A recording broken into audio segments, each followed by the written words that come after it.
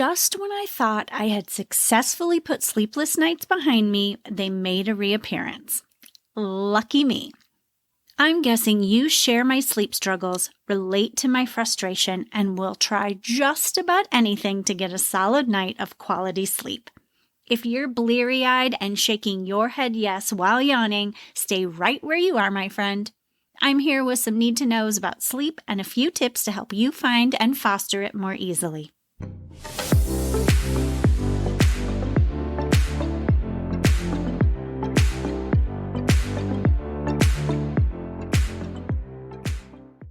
I'm Karli Newman, and you are listening to Flipside of Midlife. This podcast is made for women in midlife and beyond who want to feel happy, healthy, and fulfilled. Helping you explore this beautiful chapter of life, tap into your dreams, and prioritize you are at the heart of my business, 823 Group Arizona. It is my passion to dig into the hot topics of midlife and beyond to help you pack your life with joy, meaning, balanced wellness, and a lot of fun. I'm a wellness coach for women in midlife and beyond, so every episode is created to help you boost your well-being to ensure these years are your absolute best years. One of the most common denominators among women in midlife is the struggle to get a good night's sleep. With a fired-up furnace and racing mind, we're all tossing and turning at some point.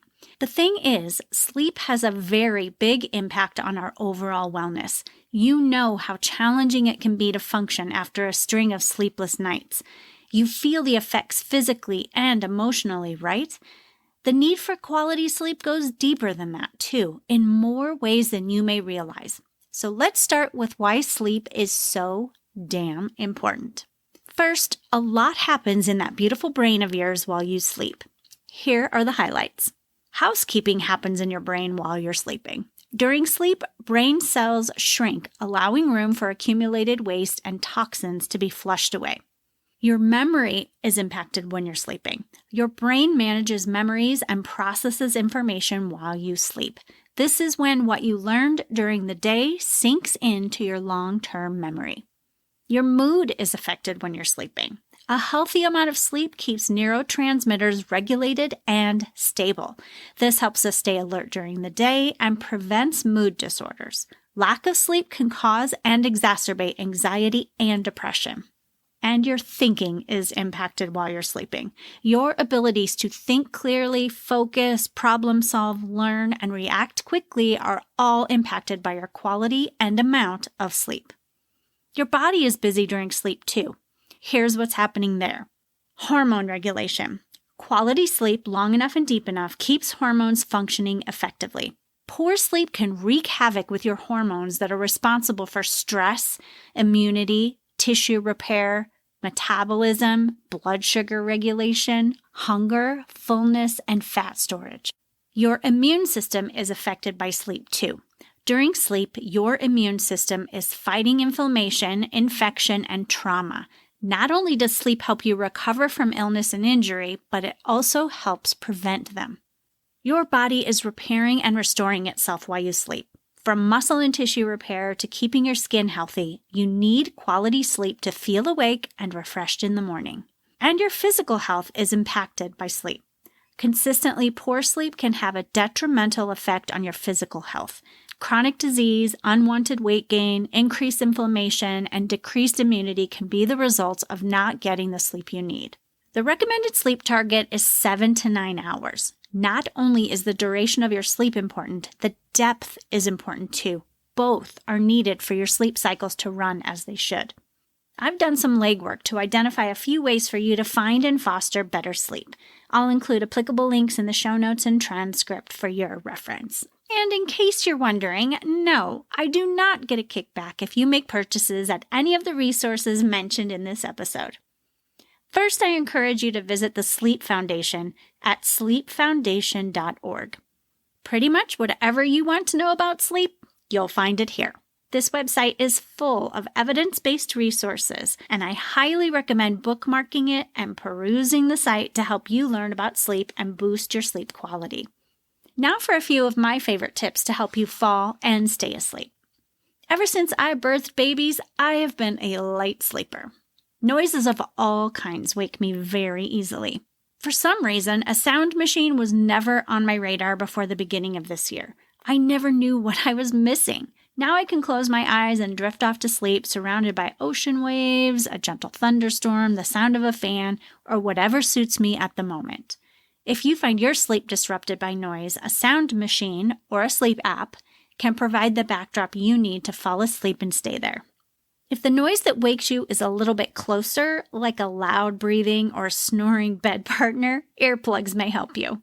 I use earplugs when I travel because the noise of other guests in a hotel hallway or sirens in a big city make it challenging for me to find restful sleep. Earpiece makes reusable sleep-specific earplugs that are designed to block out those disruptive sounds. I'll include the link for you in the show notes and transcript. If you haven't created an ideal sleep space, now might be the time to do that. You may have heard that a dark, cool room is best for sleeping, but there are more factors that go into your sleep environment too. Think about your sheets, pillow, mattress, and pajamas.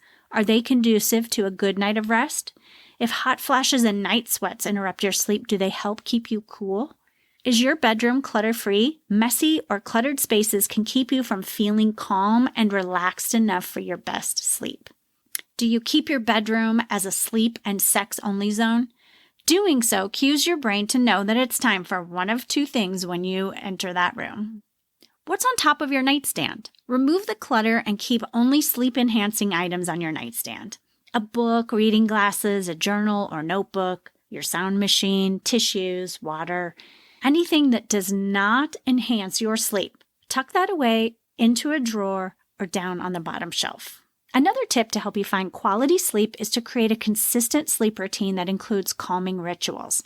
Set an alarm and start your routine at the same time every night. Your body and mind will adapt and benefit from your consistency. As part of your sleep routine, I highly recommend including a brain dump. This has really helped me. Take 5 minutes to write down what is on your mind in your journal or a notebook, and end with 2 to 3 things that you are grateful for. The brain dump allows you to get things out of your head and onto the page where they won't be forgotten. If you are under a lot of stress, have a long to-do list, or simply have a lot on your mind, you don't have to hold on to all of those thoughts. They'll be right there for you on the page when you wake up. Ending with a gratitude list helps you switch into a positive mindset before heading off to dreamland. As I wrap this episode, I'd like to emphasize how important it is to find the quality sleep you need to be healthy physically and emotionally. If you have concerns about your sleep, please speak to your healthcare practitioner. It's too important to ignore. Let's review the key takeaways from this episode. First, sleep, or the lack of it, is a shared struggle for women in midlife. Second, quality sleep is important for our brain and body to function like they are meant to. Third, there are quite a few resources and tips available to help you find what helps you get the best sleep possible. And last, speak to your healthcare provider if you have concerns about your sleep. Well, my friend, that brings us to the end of the episode, and I want you to know how much I appreciate you listening. If you're listening on Spotify, share feedback with me in your mobile app by answering my Q&A and poll questions. Regardless of where you're listening, you can always share your thoughts with me by email at karli@823groupaz.com. If what I share is impactful for you, please tell your girlfriends to listen and then follow, subscribe, rate, or write a review on your favorite podcasting platform. When you do, it helps my content and messaging reach more women in midlife and beyond. Want me to show up in your inbox each week? Awesome. Head to my website, 823groupaz.com, to join my email list. I'll show up on Wednesdays and every other Sunday to help you live happy, healthy, and fulfilled in midlife and beyond.